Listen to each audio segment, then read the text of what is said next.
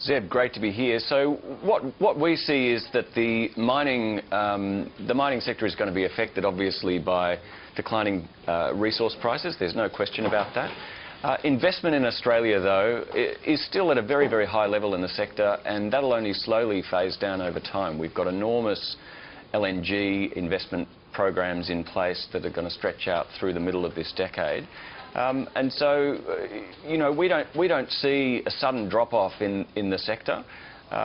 Growth in Australia's mining partners is better than global growth, and it's close to its long-term average. So, again, we're not concerned about that global outlook excessively.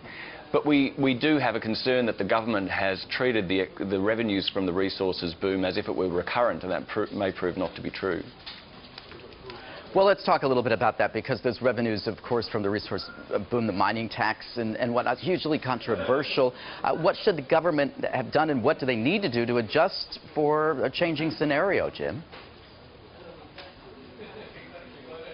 So a good rule of thumb when your terms of trade shifts very rapidly is to save a good chunk of that uplift. And the government has done that to the extent that it's supported some public sector investment in health and education and infrastructure. But broadly speaking, the overall treatment of what we estimated about $190 billion of potential revenue over the last decade from the resources boom has been to give it away in tax cuts and into spending. Now, if the terms of trade drop off very sharply, the government will have an even harder time getting back to surplus. And you would have seen that the Australian government has struggled to get back into surplus after the global financial crisis. We're still nowhere near that, and the deadline keeps moving out. They're now talking about 2016-17. Now, we believe that with the terms of trade still relatively high, the opportunity for a late burst of prudence isn't over. And let's talk about the steps going forward. Kevin Rudd, of course, the Prime Minister, do you think he's made encouraging signs in terms of what he would do? Obviously, we have an election coming up that could change the scenario.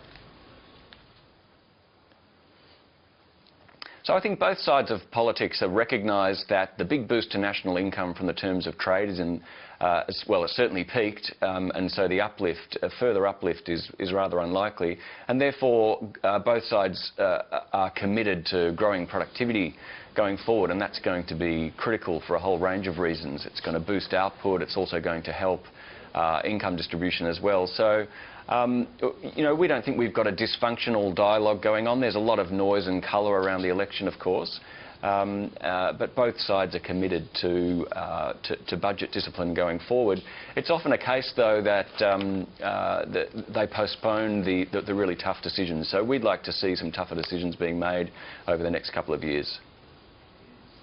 And in terms of using those savings, if they still have any opportunity to do so, where should that money be applied? Should it be applied more to public services, to education, to health care, to the currency? What do you think the government should be doing with the limited opportunities they have remaining? So in the first instance, we think that all of those areas need to be tightened. There's no strong evidence of a big infrastructure shortfall. Healthcare spending's been very strong through the 2000s, and look, there's always pressures there with the cost of new treatments and so forth. One of the saving graces, I think, for Australia, having avoided the recession that afflicted many of its high-income peers, has been that income distribution has been relatively even. So the gap between high and low-skilled workers hasn't spread out in the way that it has in the US, for example. But partly that's just a function of the resources boom, which has led a lot of blue-collar labour demand. And so we would encourage government to continue to focus on upskilling the economy, because the challenges of globalisation, technological change, which has been to some extent masked by the resources boom, are going to come back with a vengeance.